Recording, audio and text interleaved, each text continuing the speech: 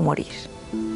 Esta enfermedad se llama gangrena y en tales casos la amputación del tejido muerto es generalmente necesaria.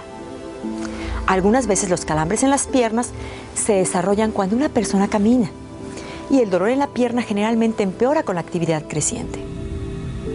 Este calambre se llama claudicación intermitente y es usualmente aliviado con una compresa fría y descanso. Otra enfermedad de las arterias es el aneurisma. Un aneurisma es una protuberancia similar a un globo en la parte de un vaso sanguíneo debilitado. Si la protuberancia estira la pared del vaso demasiado, el vaso podría reventarse. Cualquier condición que haga que las paredes de las arterias se debiliten puede llevar a un aneurisma. La arteriosclerosis, el fumar y particularmente la presión sanguínea alta aumentan el riesgo de aneurismas. Heridas profundas, lesiones o infecciones pueden también provocar protuberancias en los vasos sanguíneos.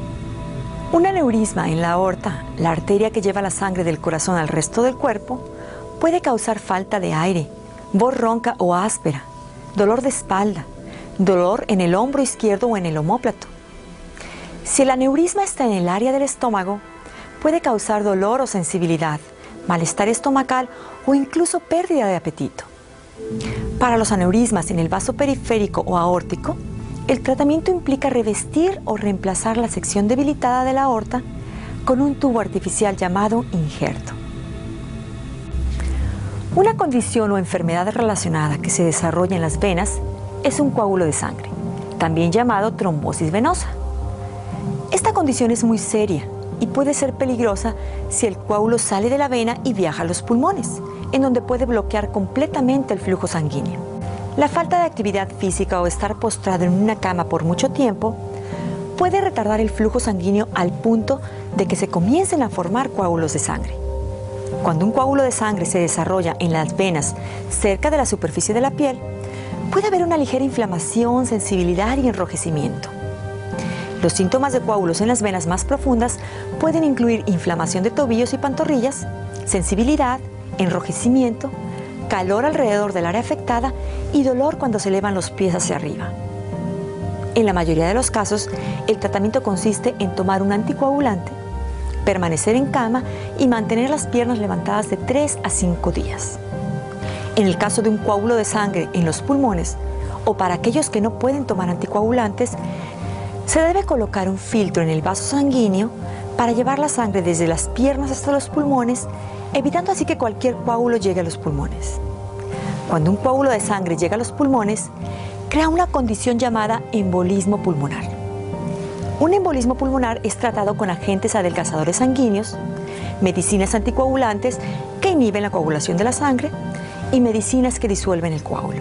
En algunos casos puede necesitarse cirugía para retirar el coágulo. Los embolismos pulmonares son extremadamente peligrosos porque no presentan síntomas y pueden causar la muerte repentina. Cuando los síntomas ocurren, se puede presentar dolor en el pecho cuando se inhala, falta de respiración, tos con sangre, mareos y a veces desmayos. La enfermedad que más hemos escuchado es el ataque al corazón, infarto de miocardio, IM, o infarto agudo de miocardio, IAM. Los ataques al corazón son causados por la obstrucción de un vaso que suministra oxígeno al corazón, es decir, una arteria coronaria.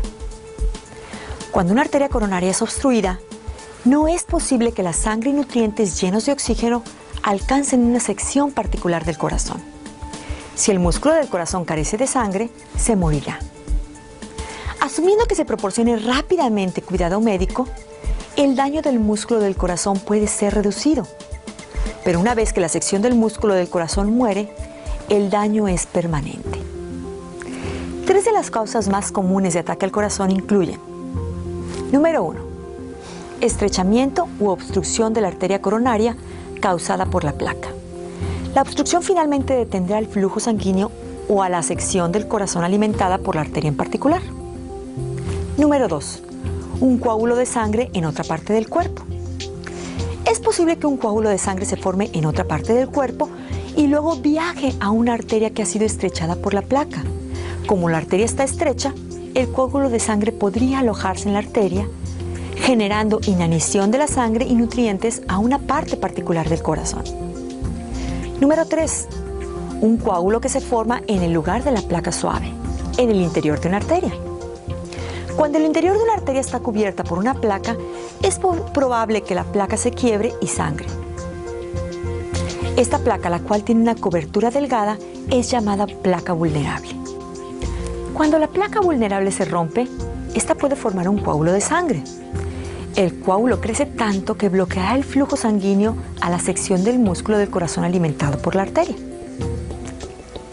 La señal de un ataque al corazón se presenta con un repentino y agudo dolor en el pecho, que se siente como una sensación de presión aplastante o un fuerte peso en el pecho. El dolor puede migrar al brazo, a la quijada, al hombro, a la espalda o al cuello del lado izquierdo. Las mujeres experimentan de forma alterna una sensación de ardor en su abdomen superior, junto con mareo, malestar estomacal y sudor. Debido a que las mujeres no necesariamente experimentan el típico dolor en la parte izquierda del pecho, muchas veces ignoran los síntomas que indican que están teniendo un ataque al corazón. La severidad de un ataque al corazón está determinada por un número de factores tales como: un ataque al corazón puede causar un latido irregular del corazón llamado arritmia. Las arritmias pueden provocar muerte repentina. Puede haber un latido rápido o contracción no coordinado llamada fibrilación ventricular, interrumpiendo el flujo sanguíneo. En este caso, el flujo sanguíneo normal debe restaurarse rápidamente a través de la resucitación cardiopulmonar, RCP, o la terapia eléctrica, desfibrilación. Si la obstrucción ocurre al lado izquierdo del corazón, la condición es mucho más peligrosa. Si a la parte del corazón que carece de sangre se le suministra otra fuente de sangre, muchas veces el mismo cuerpo de la persona responderá ampliando otro vaso que suministre sangre a esa parte del corazón. En este caso, las consecuencias de ataque al corazón son mucho menos severas. Si la atención médica es provista rápidamente después del ataque al corazón, dentro de 1 hora desde que se inició el ataque, se minimizará la cantidad de músculo perdido de corazón.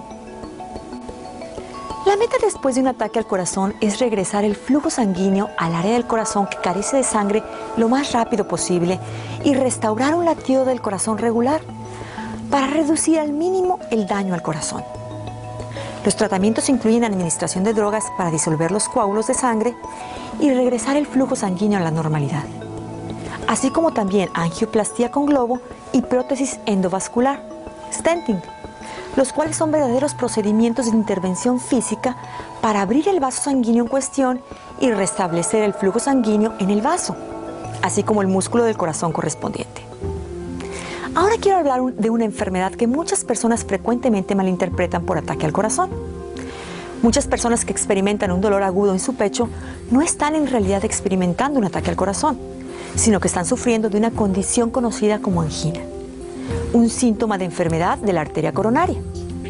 En la angina, a diferencia del ataque al corazón, el músculo del corazón no está dañado permanentemente y el dolor generalmente desaparece descansando.